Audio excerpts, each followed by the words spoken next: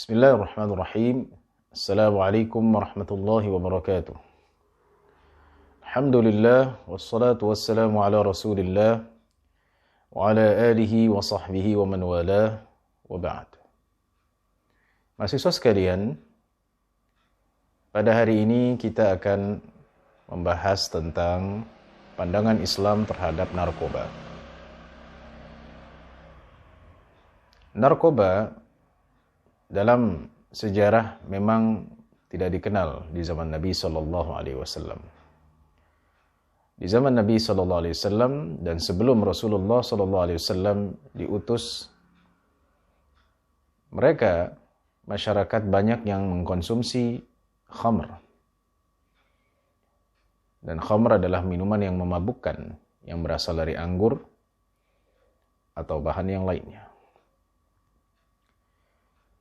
Maka Allah Subhanahu wa taala jelaskan bahwa minuman khamr ini adalah haram.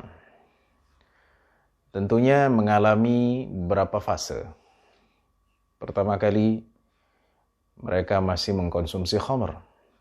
Yas'alunaka 'anil khamri wal maisir. Qul fihima ithmun kabiru wa manafi'u lin-nas. Wa ithmuhuma akbaru min naf'ihima. Mereka bertanya kepada kamu tentang khamr. Katakanlah tentang khamr dan perjudian. Katakanlah bahwa dalam kedua hal tersebut terdapat dosa dan beberapa manfaat bagi manusia. Akan tetapi dosa perbuatan, dua perbuatan tersebut lebih besar daripada manfaatnya. Ini namanya apa? Namanya tahapan. Sehingga di antara mereka masih ada yang mengkonsumsi khamr.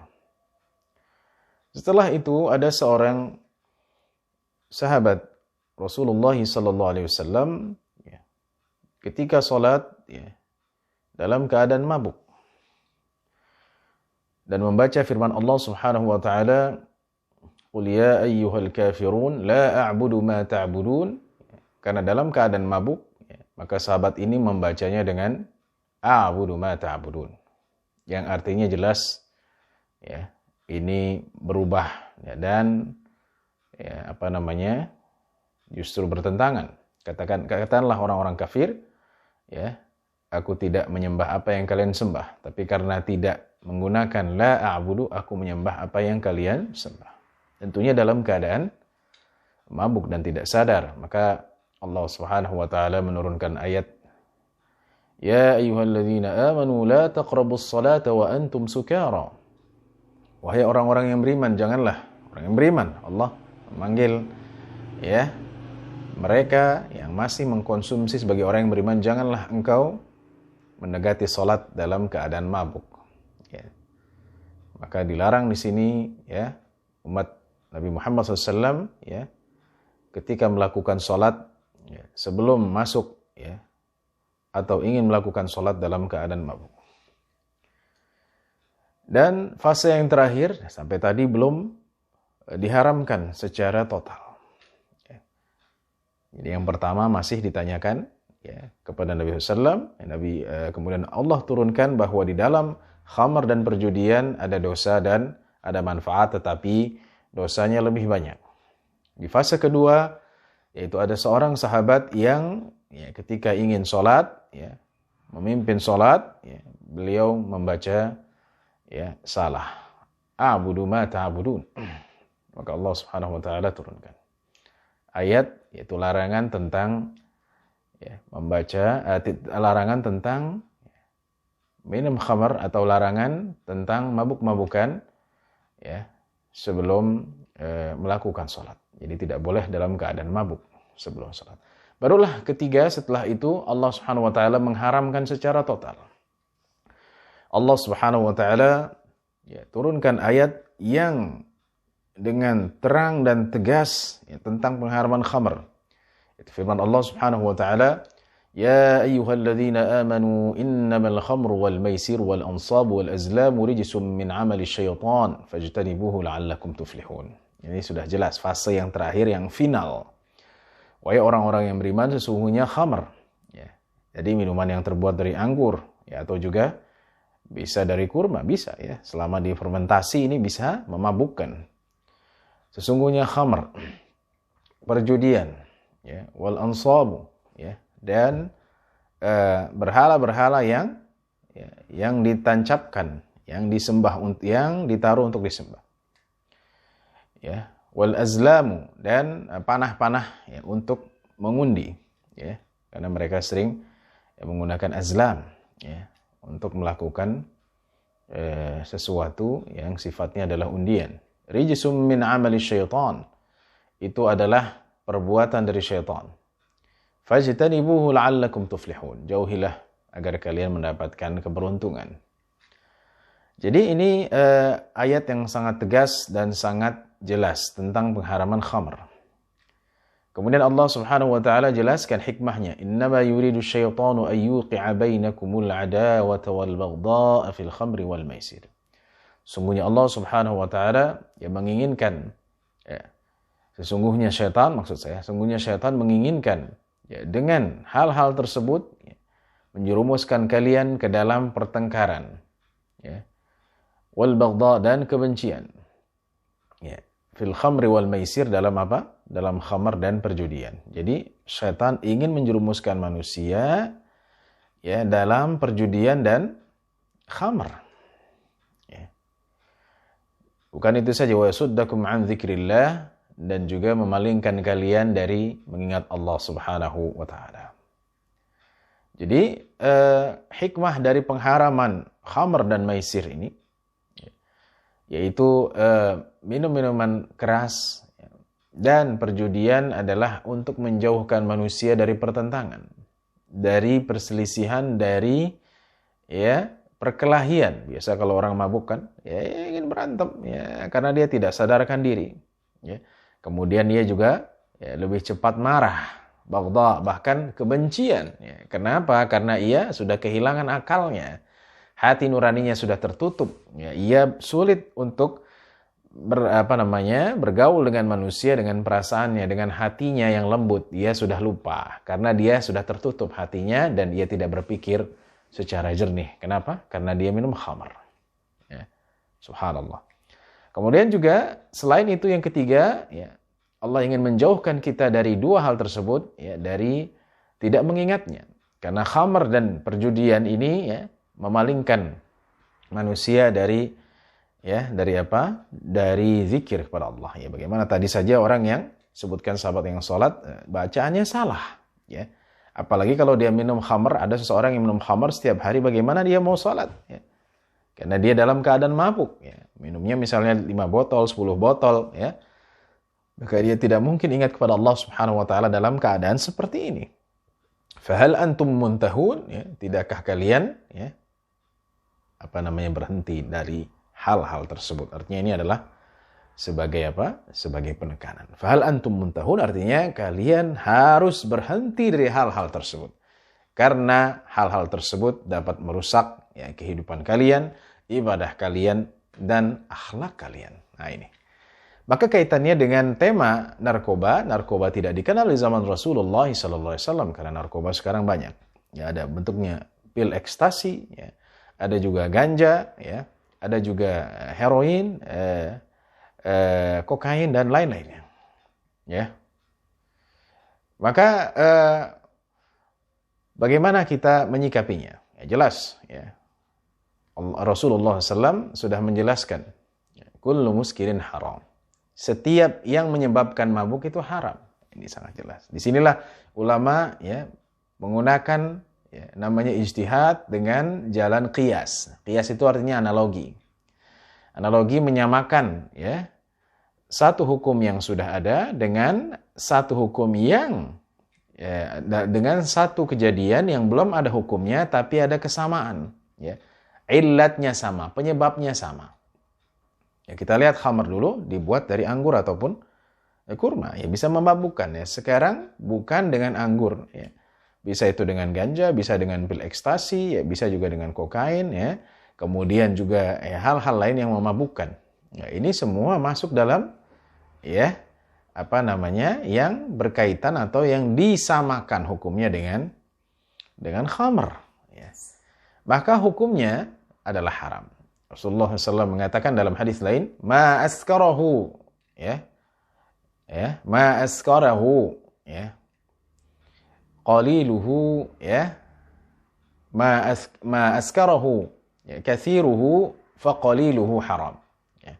Yang memabukkan, dalam jumlah yang banyak, maka yang sedikit pun jumlahnya itu haram. Ini lebih tegas lagi. Jadi tidak boleh seseorang mengkonsumsi narkoba dengan alasan sedikit. Sedikit ini mah tidak memabukkan. Tidak bisa. Dia malah setelah itu akan kecanduan. Karena yang namanya narkoba ini adalah candu. Jadi kalau orang mengkonsumsi narkoba, dia awalnya sedikit. Nanti dalam sebulan atau dalam seminggu atau bahkan keesokan harinya dia akan menambah jumlah dari narkoba yang ia konsumsi, kan? Kemudian lama-lama nambah yang tadinya hanya sedikit, kemudian berapa gram gitu kan? Lama-lama jadi sekilo, misalnya. Maka ini Rasulullah SAW sudah memberikan keterangan preventif, ma askarahu kathiruhu faqaliluhu haram, yang menyebabkan mabuk dalam jumlah banyak, maka sedikit jumlahnya pun ia tetap haram. Maka kita tidak boleh mengkonsumsi hal-hal ini. Mahasiswa sekalian, jadi ini yang perlu dipahami, bahwa bukan hanya khamr, bukan hanya minuman anggur yang memabukkan, tetapi minuman-minuman lainnya atau pil atau ganja atau bentuk apapun yang memabukkan itu semuanya haram. Ini dengan kesepakatan ulama. Kenapa ada kesepakatan ulama? Karena adanya qiyas.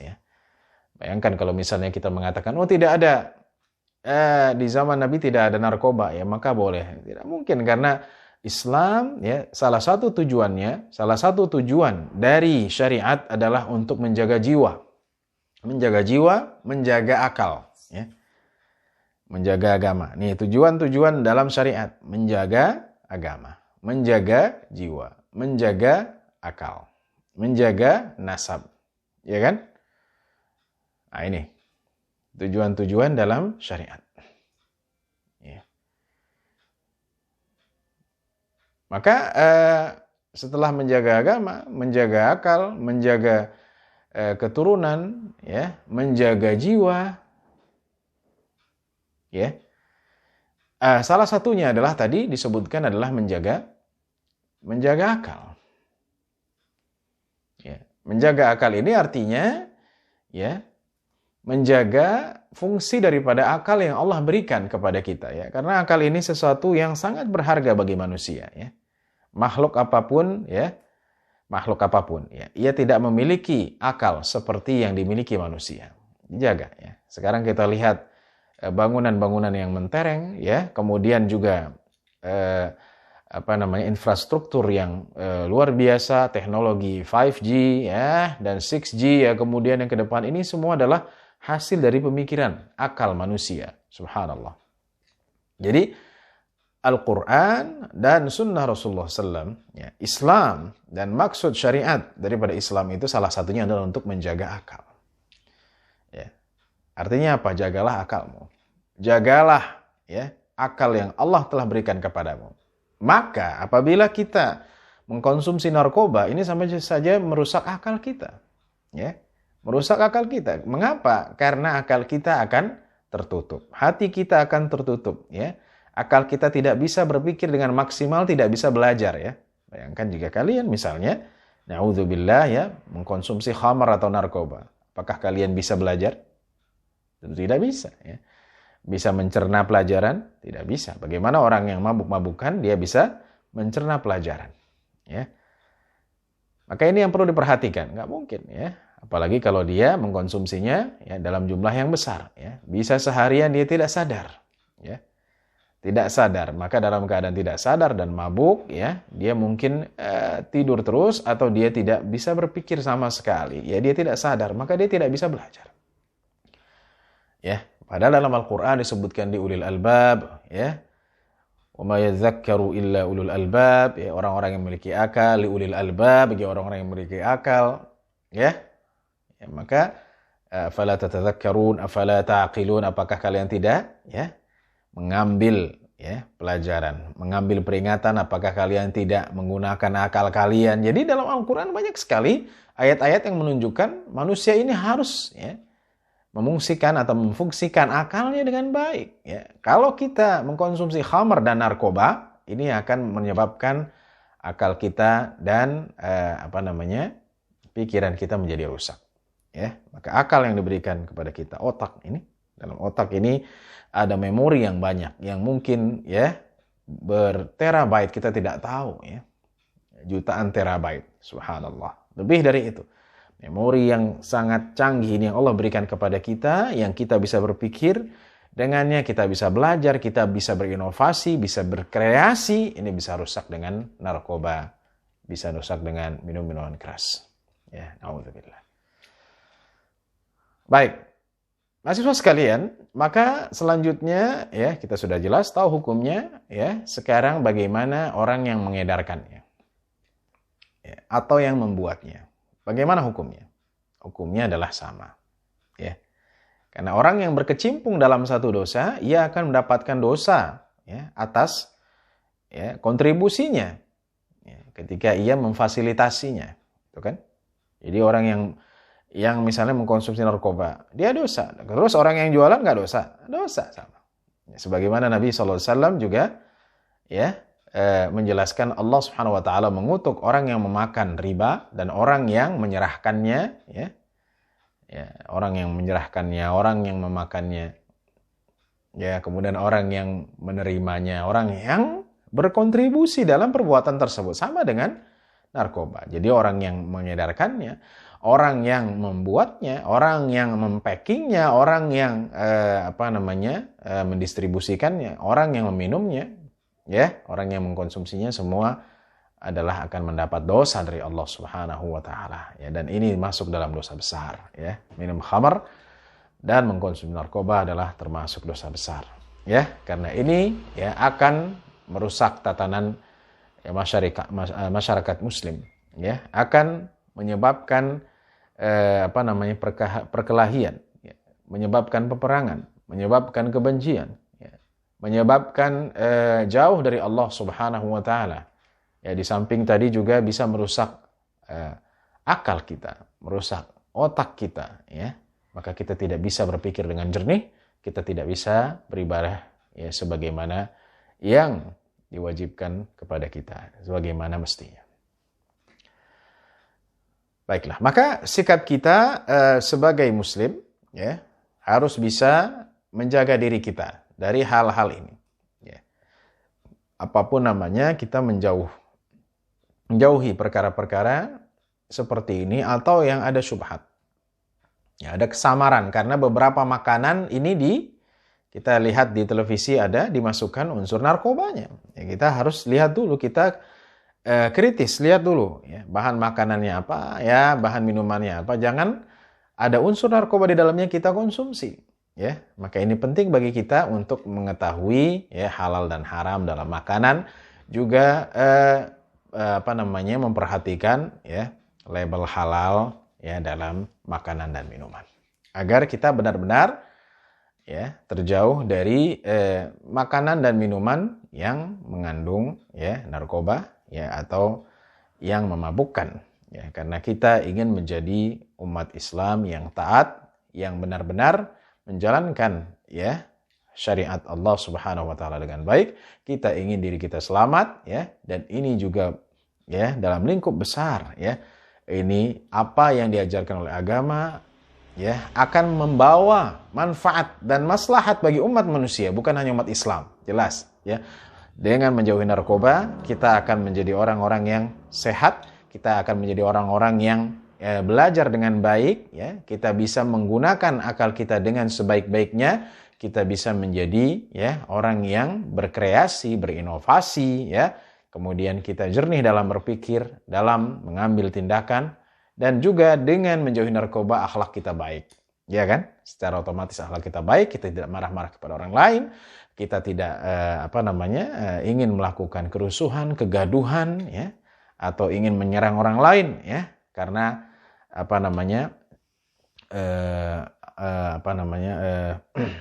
narkoba tadi, ya. Karena narkoba tadi dia akan memicu hal-hal tersebut, ya. Maka dengan demikian, insya Allah kita terjaga dari hal-hal yang buruk, akhlak kita baik, kita bisa melakukan aktivitas yang positif dan memberikan kebaikan kepada orang lain, ya, berinteraksi dengan orang lain, ya, dengan sebaik-baiknya dan dengan akhlak yang mulia. Semoga Allah Subhanahu wa taala menjaga kita dari hal-hal yang buruk dan kita diberikan keberkahan dalam melakukan ibadah, ya, khususnya di bulan Ramadan ini kita diterima oleh Allah Subhanahu wa taala ibadah puasa kita dan diberikan kekuatan sampai akhirnya. Amin ya rabbal alamin. Wassallallahu ala nabiyina Muhammadin wa ala alihi wa sahbihi wasallam. Wassalamualaikum warahmatullahi wabarakatuh.